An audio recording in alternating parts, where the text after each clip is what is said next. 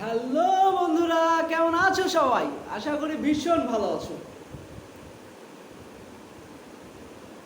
তো আজকে কাজের সাইডে গিয়ে আমার সঙ্গে যে ঘটনাটি ঘটেছে, যার জন্য অনেকক্ষণ মন খারাপ করে মেশিনে বসেছিলাম,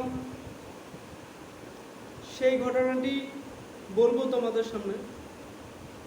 কেননা হয়তো একদিন তোমাদের সঙ্গে ঘটবে, এর কোনো নিশ্চয়তা নেই। তো অলরেডি তোমরা জেনে গেছো আমি জেসিবি অপারেটর, কেরালায় মেশিন চালাই। এটা বলা অ্যাকচুয়ালি আমার উদ্দেশ্য নয়, তারপরও যাই হোক, আজকে কাজে গিয়েছিলাম। একটা পুরানো ঘর ভেঙে পাথরের টুকরোগুলো, মানে মাটি এক সাইডে করতে হবে আর এই পাথরগুলো এক সাইডে আলাদা আলাদা করে রাখতে হবে। আর ওই ঘরের পাশেই ছিল খাবার জলের ট্যাপ। প্রথমেই বলেছিল ট্যাপটা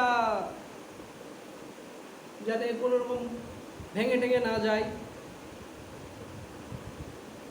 তো সেই কথা চিন্তা করে প্রথমেই একটা আমি বড় সাইজের পাথর ওঠাই এবং ট্যাপটার সাইডে রেখে দিই সাপোর্ট হিসাবে, যাতে কোনো একটা পাথর ছুটে গিয়ে ট্যাপটার গায়ে ডাইরেক্ট লেগে ভেঙে না যায়, পাথরটাই লাগে এবং ওইখানেই থাকে।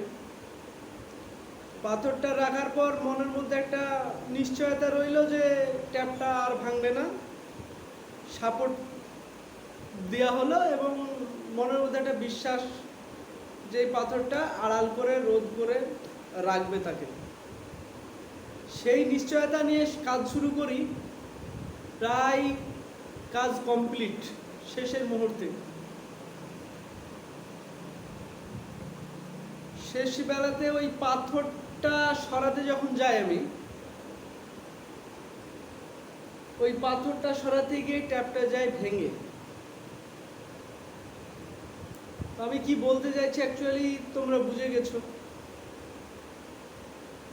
সে বস্তু, পদার্থ কিংবা দুপায়া প্রাণী যাই হোক না কেন, কারোর প্রতি ততটাই বিশ্বাস করবে না।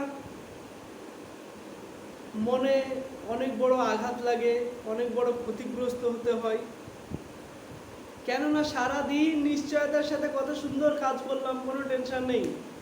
পুরো পাথরটার উপর ভরসা করলাম যে পাথরটাই রোধ করে রাখবে। অবশেষে সেই পাথরটাই আমার ট্যাপটাকে দিল ভেঙে। আর ওই ট্যাপটাই ছিল ওদের খাবার জলের মেন ট্যাপ। তো যাই হোক, যে কাজই করো না কেন সুন্দরভাবে মনোযোগ সহকারে কাজ করতে থাকো। খুদা হাফেজ, বাই।